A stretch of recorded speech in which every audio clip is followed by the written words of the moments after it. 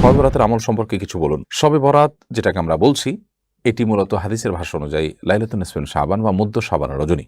মধ্য শাবানের রজনী এটার ফজিলত মৌলিকভাবে প্রমাণিত আছে যে এ রাতে আল্লাহ রাব্বুল আলামিন বান্দাদেরকে সাধারণ ক্ষমা ঘোষণা করেন, যারা হিংসুক এবং যারা শিরকে লিপ্ত তারা ছাড়া। অতএব এ রাতে এটুকু ফজিলত প্রমাণিত এবং সেই ফজিলতের জন্য কেউ যদি চেষ্টা করেন, আল্লাহ ক্ষমা লাভের চেষ্টা করেন, বিশেষ করে হিংসা এবং বিদ্বেষ থেকে, শিরক থেকে নিজেকে পরিচ্ছন্ন রাখার চেষ্টা করেন, সেটা প্রশংসনীয়।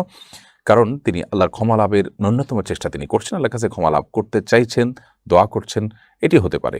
ব্যক্তিগতভাবে ক্ষমা লাভের জন্য প্রচেষ্টা, সেটি দর্শনীয় কোনো বিষয় নয়। কিন্তু শবে বরাত যেটাকে আমরা বলছি, যেটার আসল নাম হলো শাবানের মধ্য রজনী, হাদিসের নাম, সেই রাতের বিশেষ কোনো ফরম্যাটের নামাজ, তেলাওয়াত অথবা পরের দিনের রোজা এর কোনোটি কিন্তু বিশুদ্ধ কোনো হাদিস দ্বারায় বর্ণিত নয়। তবে এটা ঠিক, শাবান মাস জুড়ে নফল রোজা রাখতে হয়। এর মধ্যে চন্দ্র মাসের 13, 14, 15 এই দিনগুলোতে, আইয়াম বীজের দিনগুলোতে রোজা রাখার ব্যাপারে নবী করিম সাল্লাল্লাহু আলাইহি ওয়াসাল্লামের বিশেষ গুরুত্ব আরোপ রয়েছে। তো সব মিলিয়ে আপনার আইয়াম বীজের অংশ হিসাবে, শাবান মাসের অংশ হিসাবে কেউ রোজা রাখলে সেটা অবশ্যই প্রশংসনীয়।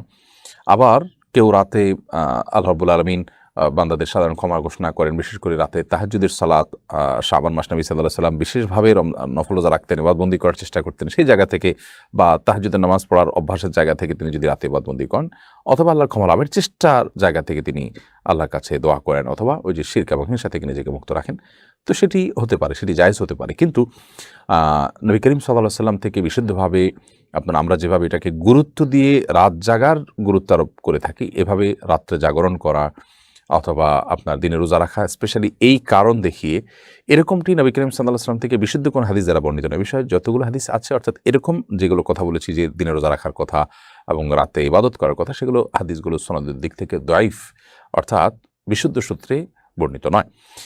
খোলাসা কথা হলো যে মধ্য শাবান রজনী ফজিলত একেবারে নেই, ব্যাপার ফুটানো ছিল, এখন ওটা কমেছে।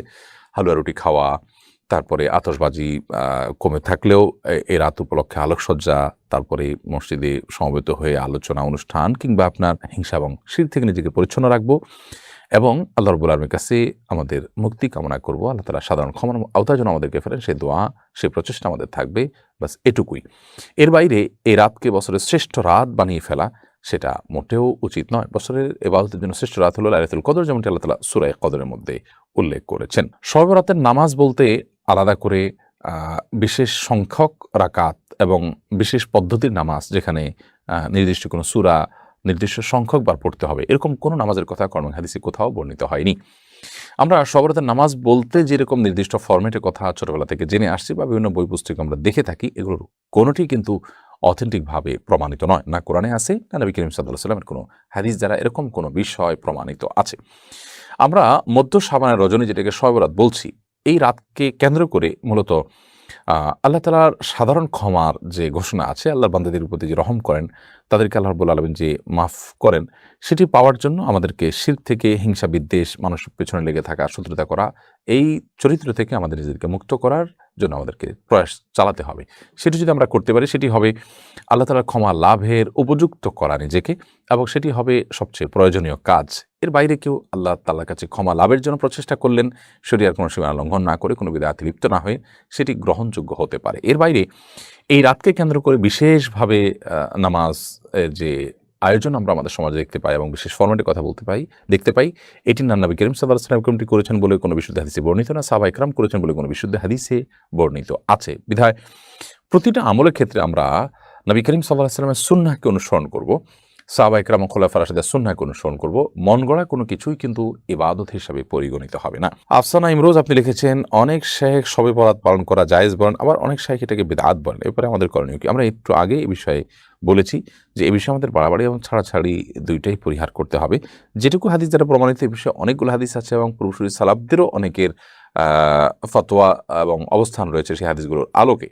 সব মিলিয়ে এটাকে সেই জায়গায় রাখতে হবে। এটাকে আমাদের সমাজে যেই জায়গায় নিয়ে যাওয়া হয়েছে, মনে হচ্ছে এটা বছরের সবচেয়ে শ্রেষ্ঠ রাত ইবাদতের, এর চাইতে বহু গুরুত্বপূর্ণ হাদিসের আলোকে, কোরআনের আলোকে অনেক বেশি গুরুত্ব পাওয়া রাত আছে, যেগুলো আমাদের কাছে প্রচণ্ড রকমের অবহেলিত।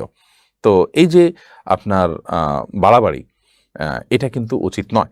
আবার একেবারে ছাড়াছাড়ি যে না, এই রাতের কোনোই ফজিলত নাই, এতগুলো হাদিস আছে, সবগুলো হাদিসকে ইগনোর করা, এবং যে হাদিসে সনদকে অনেক মুহাদ্দিসগণ শুদ্ধ বলেছেন সেটাতে ভিন্নমত থাকার কারণে সেটাকে উড়িয়ে দিয়ে একেবারে এই আমলটাকে আপনার বেদাতি আমল সাব্যস্ত করা, এগুলো ছাড়াছাড়ি। অতএব বরাবর এবং ছাড়াছাড়ির সমন্বয় হওয়া উচিত। নীল অবন্তী আপনি এটি থেকে লিখেছেন, ব্যথা পেলেও আঘাতপ্রাপ্ত হলে আল্লাহকে না ডেকে ও মা বললে কি গুনাহ হবে?